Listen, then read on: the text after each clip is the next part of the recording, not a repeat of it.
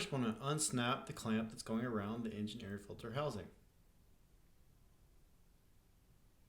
Now, we're going to pull this to the right and then lift up on the other side of the housing so that we can access the old engine air filter.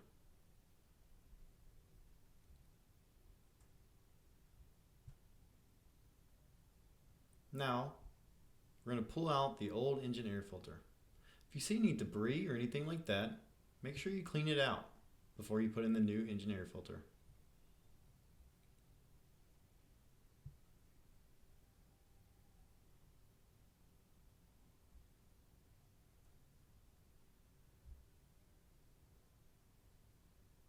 Once you get it out, we do need to get it replaced with a brand new one. Once you get the new one, just slide it right back into place. Make sure you put down the front of the housing with the clamp around it. That way you can get it all secure once it's sealed.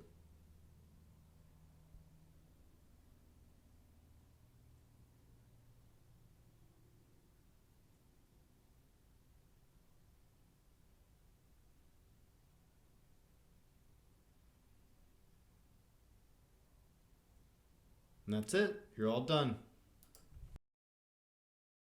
There are 2 clips to undo to access the old engine air filter. Once you do that, lift up on the housing and pull out the old engine air filter and remove any debris. Now install the new engine air filter. Make sure it's sealed all the way down and snap the clamps and you're all done.